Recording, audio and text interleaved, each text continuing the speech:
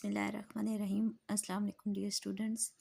आज हमने एक्सरसाइज 1.3 का क्वेश्चन नंबर 8 करना है, जो है and the annual income of Tayyab is rupees 9,60,000 while the exempted amount is rupees 1,30,000. How much tax would to have to pay at the rate of 0.75%? ठीक है, तो जो तैयब की एनुअल इनकम है वो कितनी है? 9,60,000। ठीक है, while the exempted amount is, यानी एग्जेम्प्टेड अमाउंट ये होती है कि इसके अलावा ये जो 1,30,000 है, यानी 1,30,000 को छोड़ के बाकी अमाउंट, यानी ये जो है इसको निकाल के ये एग्जेम्प्टेड अमाउंट होगी। ठीक है, यानी इसके अलावा, ठीक है, how much tax will to have to pay at the rate of, यानी फिर उसको टैक्स कितना पे करना पड़ेगा इसको छोड़ के। ठीक है, अगर ये अमाउंट ना हो तो इसमें से अगर हम ये अमाउंट निकाल दें तो बाकी जो बचेगी उस पर उसको कितना जो है टैक्स पे करना पड़ेगा eight the rate of, rate क्या है 0.75%। ठीक है, अब हम स्टार्ट करते हैं कि एनुअल इनकम उसकी कितनी है? 9,60,000। ठीक है, अगर ये आप रुपीज़ साथ नहीं ना लिखेंगे RS तो आपके मार्क्स कटते हैं। ठीक है, तो ये साथ लिखना है लाजमी। ठीक है, एग्जेम्प्टेड अमाउंट कितनी है? 1,30,000।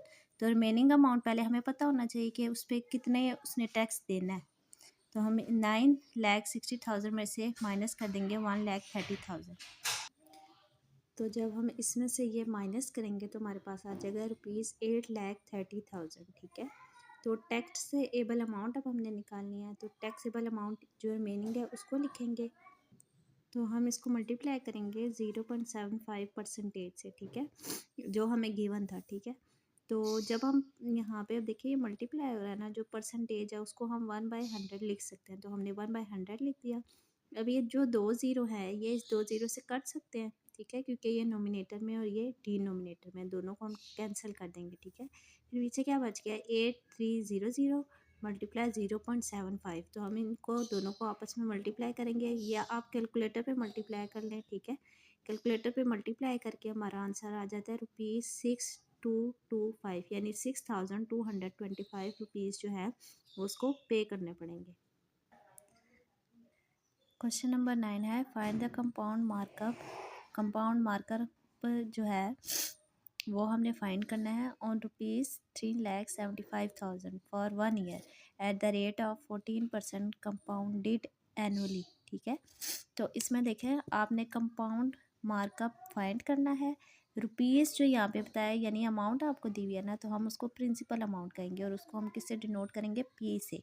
वो हमें कितनी दी हुई है? Rupees 3,75,000 for 1 year. अब यहाँ पे हमें ये टाइम दिया हुआ है फॉर 1 ईयर है ना, तो वो हमें टाइम दिया हुआ है, हम उसको T से डिनोट करेंगे, वो कितना है? 1 ईयर। और रेट हमें कितना दिया हुआ है? 14%। ठीक है, कंपाउंडेड एनुअली, एनुअली जो है वो 14% रेट दिया हुआ है। ठीक है, कंपाउंडेड मार्कअप हमने फाइंड करना है। तो ये सिंपली सिर्फ इजी सा क्वेश्चन है, सिर्फ आपको इसका फार्मूला आना चाहिए, जो कि markup is equal to principal multiply rate multiply time. तो आप प्रिंसिपल की जगह उसकी वैल्यू पुट कर देंगे, रेट की जगह 14%, टाइम की जगह 1।